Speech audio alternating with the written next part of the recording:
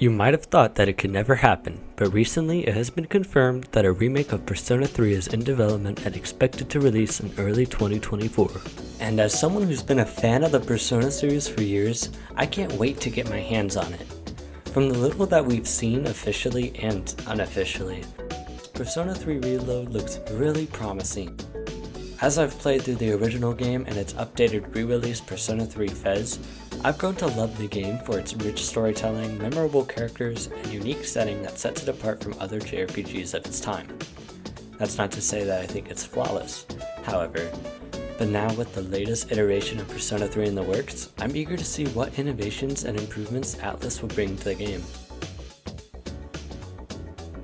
As we move into the first impressions from the trailer of Persona 3 Reload, I can't help but feel a sense of nostalgia for the classic game that started it all.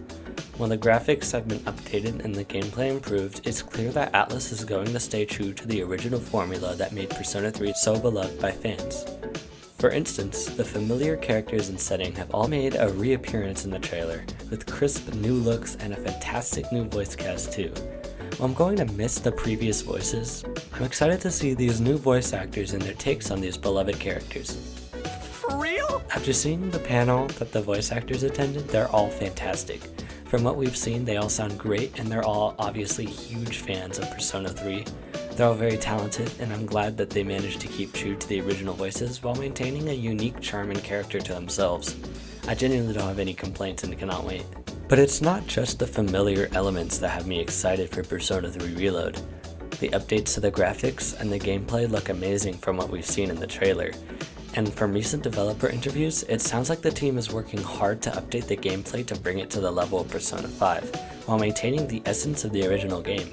It's truly exciting to see that ATLUS is staying true to the elements that made Persona 3 such a special game, while still offering fans something new to experience. My real big issue in terms of the gameplay itself is the UI and HUD's design. While I find the other UI designs to be satisfactory, I must say that the combat UI lacks a lot of originality apart from the Crescent Moon design.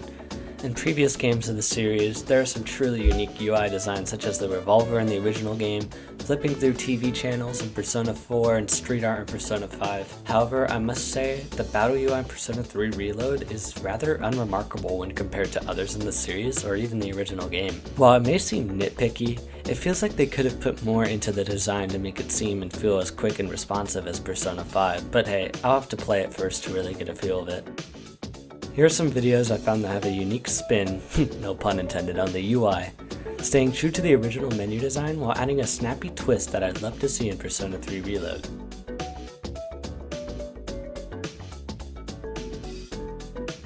Now we're moving on to some more disappointing things about the game. This section doesn't pertain to the reveal trailer or the gameplay, but to the content we are most likely going to see when Persona 3 Reload releases. From developer interviews and Kenji's appearance in the reveal trailer, it's heavily implied that the female protagonist included in Persona 3 Portable, that is near and dear to Persona 3 fans, will most likely not be included in the base release. Maybe as Day 1 DLC, maybe as post-launch DLC, I guess we'll have to see. And while most fans are rather upset, you can't admit this wasn't something properly hinted at. Earlier this year, a port of Persona 3 Portable was released on all platforms. Maybe I'm a conspirator, but they most likely did this so that the female protagonist was accessible and they wouldn't have to add her into Persona 3. And because it is a remake of Persona 3 and not Persona 3 Fez, we most likely not get the answer either.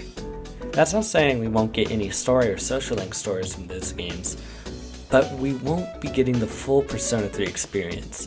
This makes 3 separate games on the market for the definitive Persona 3 experience: Persona 3 Portable, Fez, and Reload. I haven't properly experienced the content of the female protagonist, but I do wish at the very least she was included. I believe the ability to pick between a male and female protagonist for any RPG is an important asset, as not only does it give people great player representation, but it also gives people a better outlet to experience the game, uniquely and different from a new perspective for those who already beat the main game.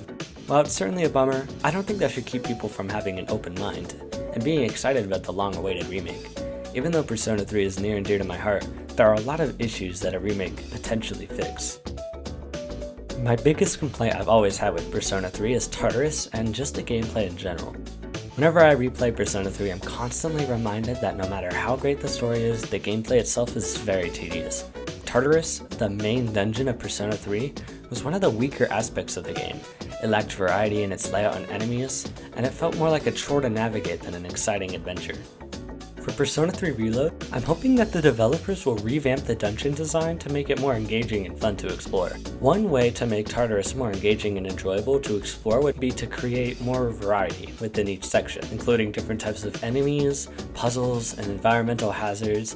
This would break up the repetition and add more excitement and challenge to the dungeon crawling experience. Additionally, adding more unique treasures, items, or secret areas to each section would give players more incentive to explore each floor thoroughly, adding a sense of reward and progression to the dungeon crawling experience. And who knows, maybe they can use the scrap design concept in Persona 5 and add shortcuts to get to different floors. However, with the upcoming release of Persona 3 Reload, there are signs that the developers are making an effort to address these complaints. In a recent interview, producers Ryota Nitsuma and Kazuhisa Wada discussed the team's efforts to modernize Tartarus and improve the gameplay experience. They mentioned that the team is working to streamline the progression and add more variety to the dungeon layout, creating a more engaging and rewarding experience for players. Overall, the reveal of Persona 3 has left fans excited for the long-awaited remake, and while there are some disappointing factors to consider, there is still a lot to look forward to. We are in exciting times. This remake is bound to be a hit among fans and newcomers alike. Even if the female protagonist and the answer don't make it into the base game, there is plenty of content to enjoy. And with developers working hard to deliver a quality product, it's clear that Persona 3 Reload will be a welcome addition to the Persona series, and is at the top of my list for next year's catalog, right next to Metaphor ReFantazio. Oh, what's that? Persona 5 Tactica was revealed as well? Never heard of it. Don't know what you mean.